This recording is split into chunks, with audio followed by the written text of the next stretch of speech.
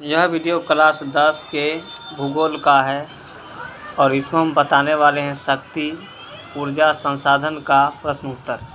लघु उत्तरीय प्रश्न उत्तर पहला है, पारंपरिक एवं गैर पारंपरिक ऊर्जा स्रोतों के तीन उदाहरण दीजिए या लिखिए।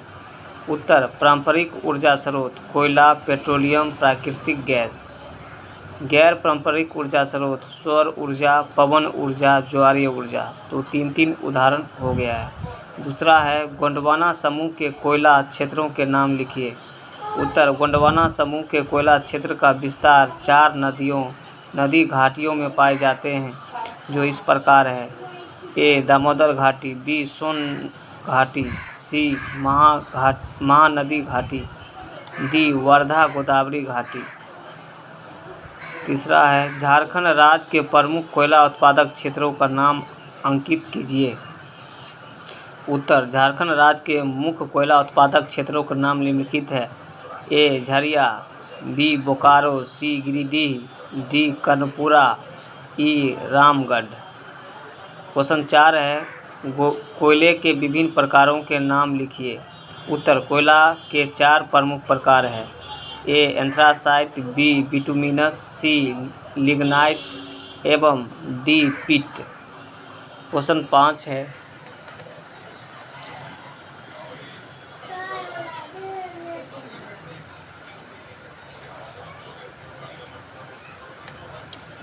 पेट्रोलियम से किन किन वस्तुओं का निर्माण होता है। उत्तर, पेट्रोलियम से निर्मित होने वाली वस्तुएं निम्न हैं। पहला, गैसोलीन, दूसरा डीजल, तीसरा केरोसिन तेल, चौथा स्नेहक ग्रीस, पाँचवा पेट्रोलियम, छठा कृत्रिम रेशा, सातवां कीटनाशी एवं अन्य दवाइयाँ, 8 साबुन, 9 प्लास्टिक आदि। 6 नंबर है, सागर सम्राट क्या है। उत्तर, सागर सम्राट मुंबई हाई पेट्रोलियम उत्खनन क्षेत्र में कार्यरत एक जलयान है, जो समुद्र क्षेत्र में जल के भीतर तेल कूप की खुदाई का कार्य करता है। क्वेश्चन 7 है, किन्हीं 4 तेल शोधक कारखाने का स्थान निर्दिष्ट कीजिए। उत्तर, भारत स्थित 4 तेल शोधक कारखाने का स्थान है। ए, डिगबोई जो असम में पड़ता है, बी, बरौनी बिहार, मथुरा उत्तर प्रदेश, डी, मुंबई महाराष्ट्र। 8 नंबर क्वेश्चन है, जल विद्युत उत्पादन के कौन कौन से मुख्य कारक हैं। उत्तर, जल विद्युत उत्पादन के प्रमुख कारक हैं। पहला, वर्ष भर प्रचुर जल की नदी में उपलब्धता। दूसरा, उत्पादित बिजली की मांग। तीसरा, नदी मार्ग में तीव्र ढाल एवं जल का तीव्र वेग। चौथा, प्राकृतिक जल प्रताप। पाँचवां, सघन औद्योगिक वाणिज्यिक आबादी क्षेत्र। 6, पर्याप्त पूंजी निवेश। 7, परिवहन के साधन।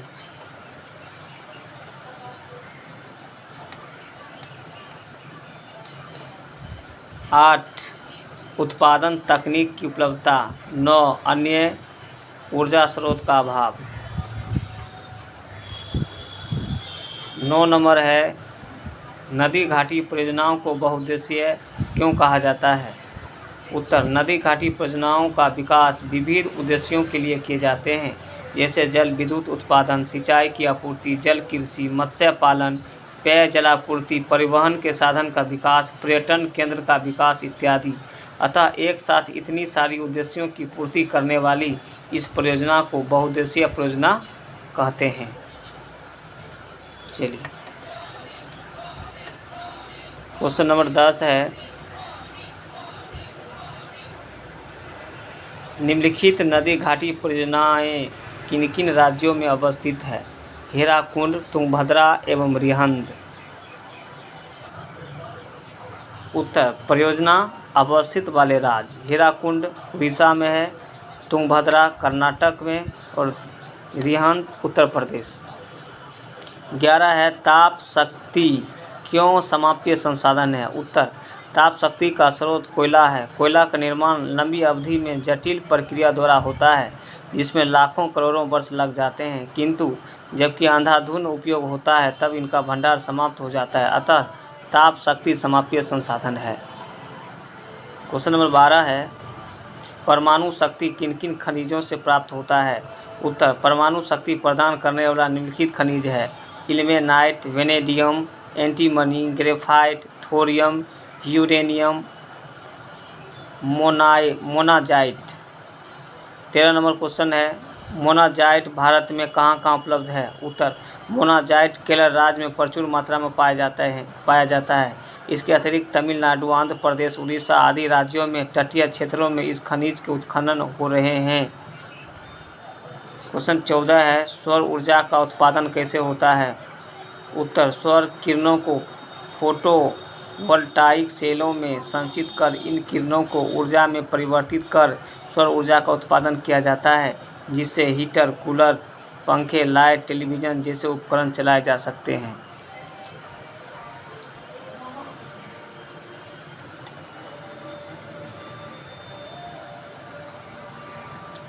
क्वेश्चन 15 है, भारत के किन किन क्षेत्रों में पवन ऊर्जा के लिए अनुकूल परिस्थितियां हैं? उत्तर, पवन ऊर्जा के विकास हेतु निम्नलिखित राज्यों में अनुकूल परिस्थितियां हैं। ए राजस्थान, बी गुजरात, सी महाराष्ट्र, डी कर्नाटक, ई तमिलनाडु। अब हम देख रहे हैं दीर्घ उत्तरीय प्रश्न।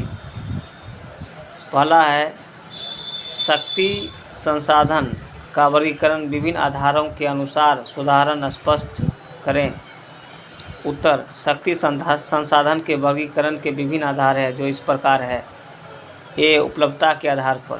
पहला, सतत शक्ति संसाधन। ऐसे संसाधन अपरिमित होते हैं जिनका क्षय संभव नहीं है, जैसे भूताप, पवन ऊर्जा, जल विद्युत, सौर ऊर्जा आदि।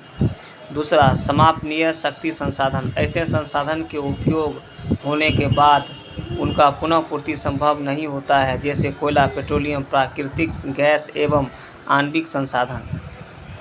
बी उपयोगिता के आधार पर। पहला, प्राथमिक ऊर्जा संसाधन। ऐसे ऊर्जा संसाधन से सीधे प्राप्त होते हैं, जैसे कोयला, पेट्रोलियम, प्राकृतिक गैस, नाभिकीय संसाधन आदि। दूसरा, गौण या द्वितीयक ऊर्जा संसाधन। ये प्राथमिक ऊर्जा स्रोतों से प्राप्त होते हैं, जैसे विद्युत। सी है, स्रोत की स्थिति के आधार पर।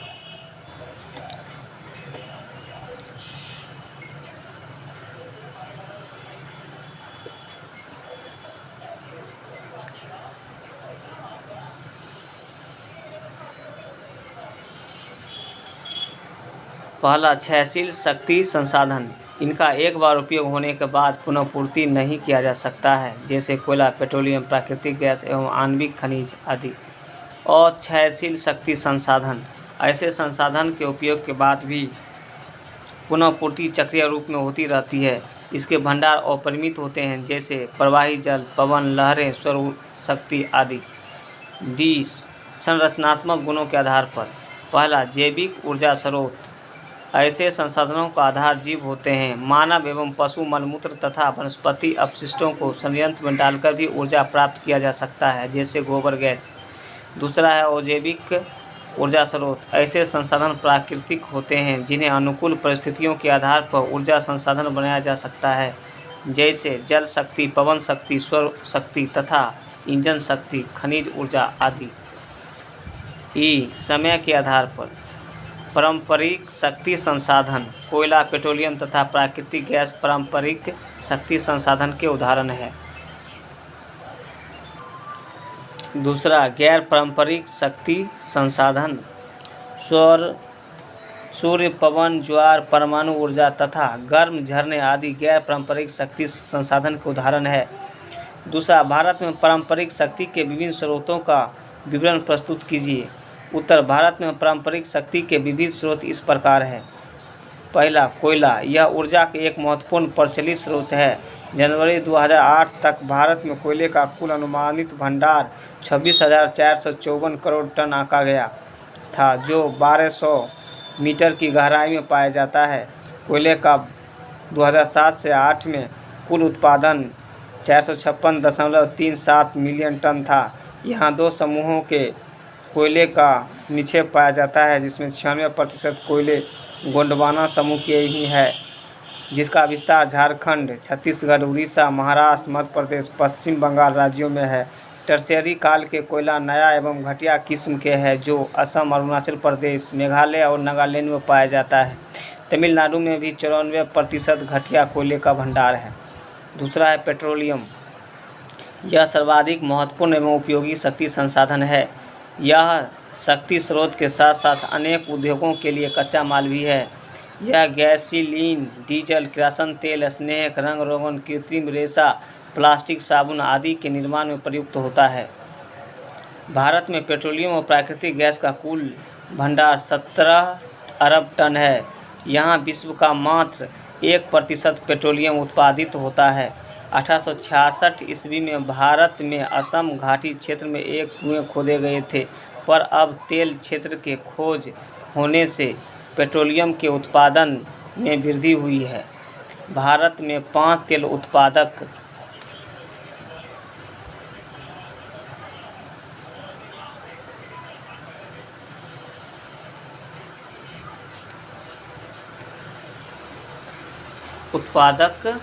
क्षेत्र है।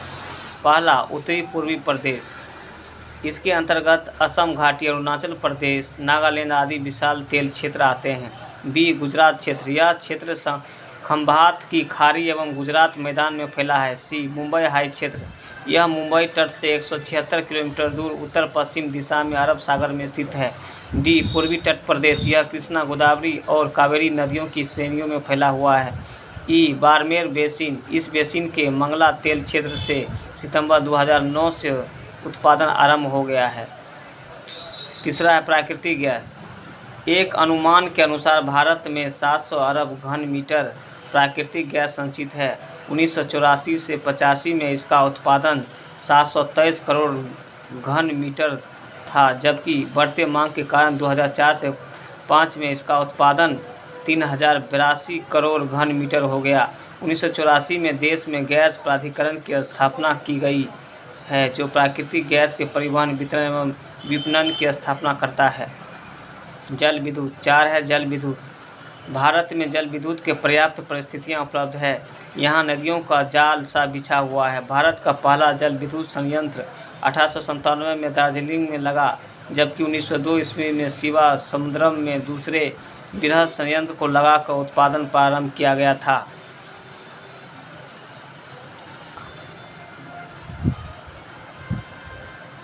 आज स्वतंत्र भारत में अनेक बहुउद्देशीय नदी घाटी परियोजना विकसित हो चुके हैं, कुछ निर्माणाधीन भी है।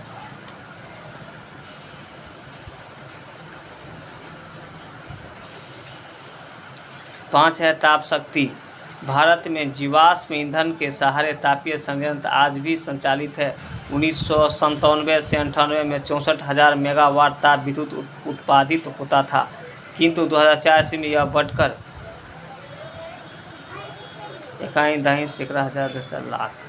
7,84,921 मेगावाट हो गया। 7 नंबर है परमाणु शक्ति। उच्च अणुभार वाले परमाणु के विखंडन के पश्चात ऊर्जा का पुंज उत्सर्जित होता है। इसमें ilmenite, antimony, graphite, uranium monazite जैसे आणविक खनिज प्रयुक्त होते हैं। भारत के पास सीमित मात्रा में आणविक खनिज भंडार है, जो झारखंड, आंध्र प्रदेश, केरल, तमिलनाडु राज्यों में फैले हुए हैं।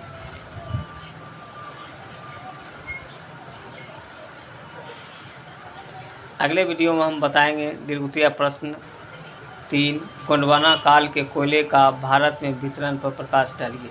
अगर हमारा वीडियो आप लोगों को अच्छा लगता है तो हमारे वीडियो को अधिक से अधिक लाइक करें और हमारे वीडियो को शेयर करें। Thank you for watching.